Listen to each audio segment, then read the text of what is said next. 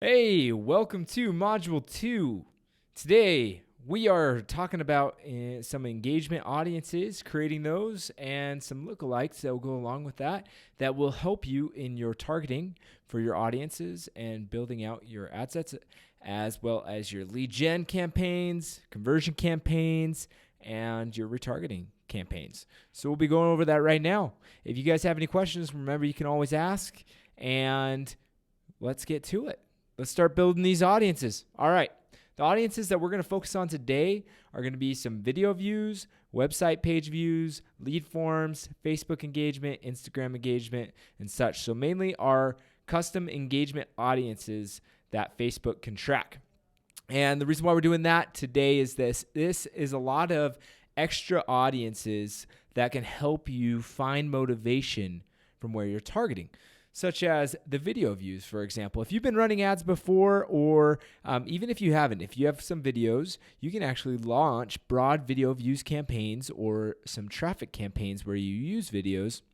And after a couple weeks, you can actually track these people who have been watching the most of your video, which will show some engagement motivation.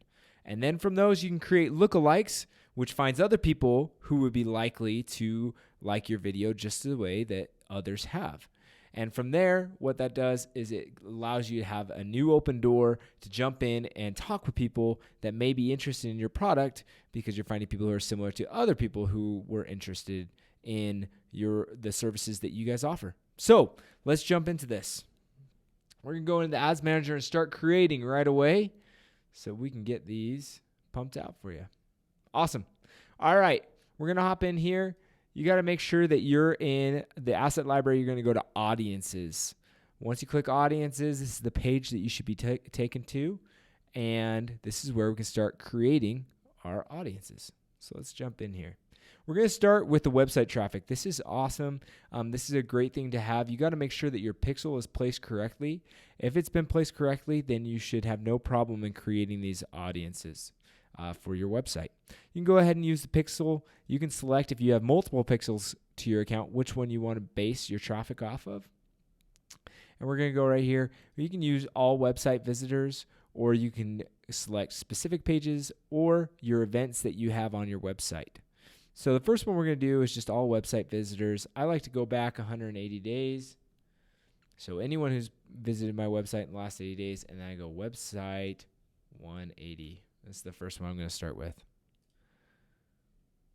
Awesome. Now, as time goes on, this will populate and become more and more people. As you start to get more audiences, so one thing so if you do like a traffic campaign or something, you're sending lots of people to your website, and you're starting to realize who's got motivation and who doesn't.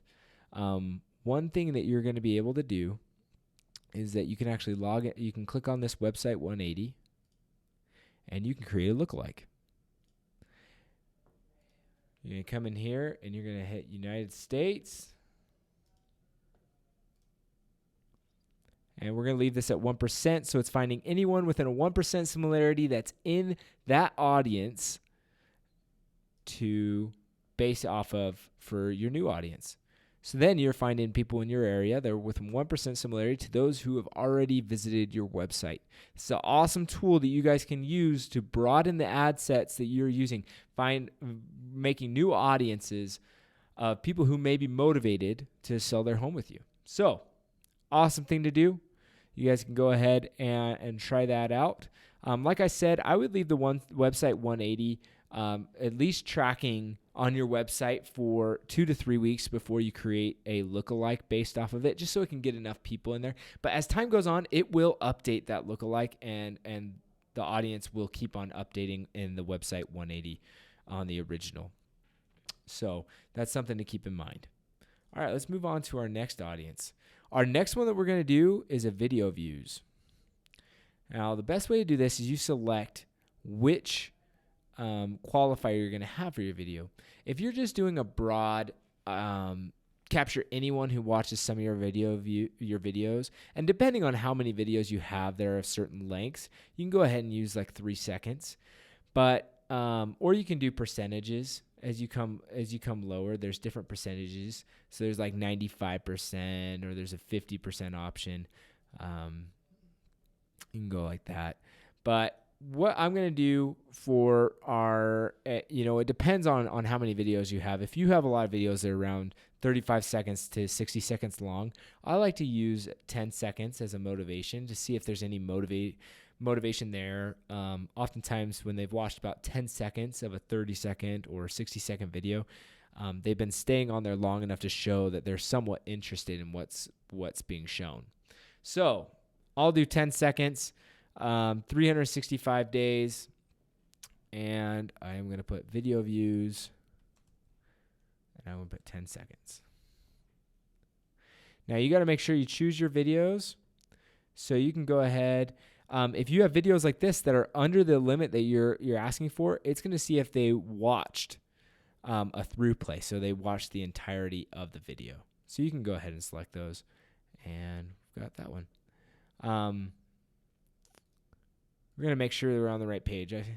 This is another page that we manage. So we're going to come into Silver Street, and we're going to go through here. We've got plenty of videos we can select, and we're going to hit that, and we're going to confirm.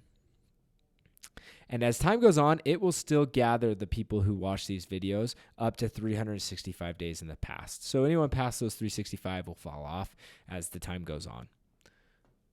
So we go ahead and we can create that audience.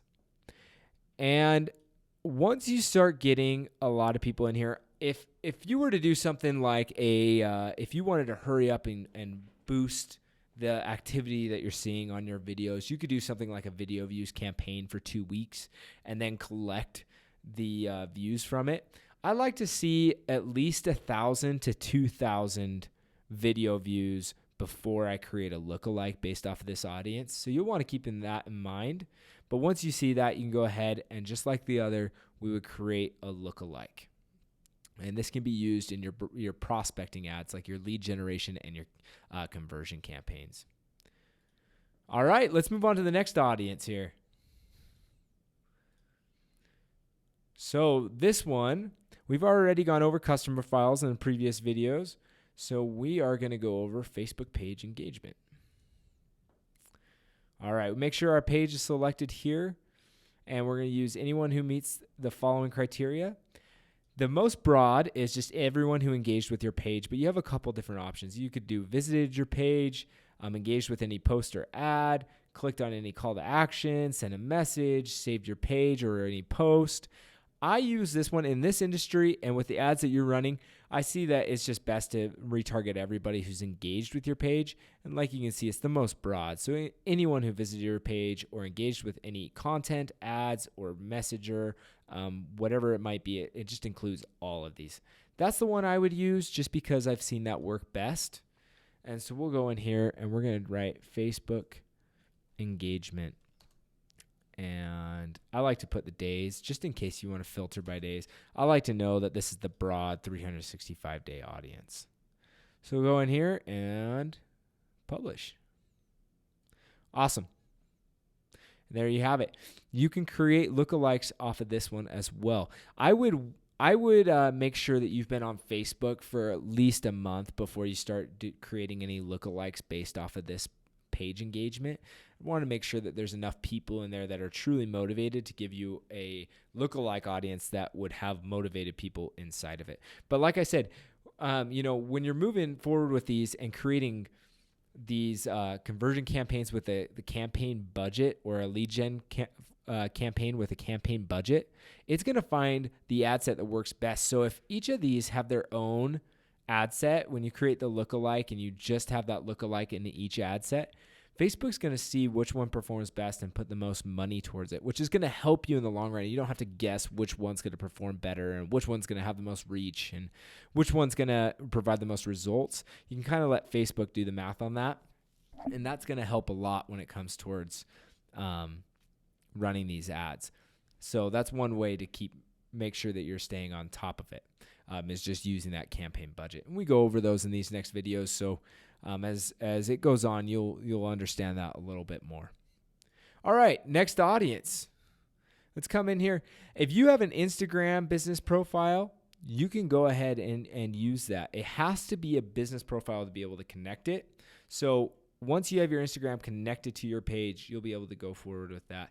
It will prompt you on Instagram and on Facebook to connect them, and that's when you'll have the opportunity to do that. When you go in here, you just have to make sure that it's selected up here, and it's everyone. And like I said, I like to use everyone who engaged with your business. That seems to be the best for us and what we've seen. And you can go in, select your account, and put in here Instagram engagement 365. Awesome. Create that audience. And we've got a couple more. One of the most important ones you want to make sure you don't miss is your lead form. Now, if you haven't created a lead form yet on Facebook or created your lead gen campaign yet, you will not have any lead forms to be able to base your traffic off of. So you'll want to come back to this after you finish the lead gen campaign training and come back and start creating those audiences to track anyone who engages with your lead form. So first, what we're going to do is we're going to go people who opened but didn't submit the form. We're going to click on our Facebook page, and then you can select your lead form that you want to retarget.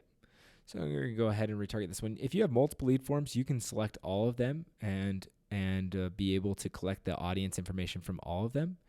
We're going to go 90 days back, and I am going to label it opened but didn't submit lead form 90 days. Perfect. So like I said, this is going to be anyone who had engaged with your lead form but ended up not submitting it, which is actually quite a few people. It tends to be that most of the people will open that form, they'll look at it, they'll decide, hey, I don't know if I want to submit this. So what we do is we collect that information and we target them again, knowing that they have the motivation to open that form, but they just did not have the desire to send it in. So we're going to give them a second chance to do that. So we're going to collect them in that audience. Now, here's something really important that we're going to do to be able to make sure that we're targeting motivated people and not just people who have already filled out our forms.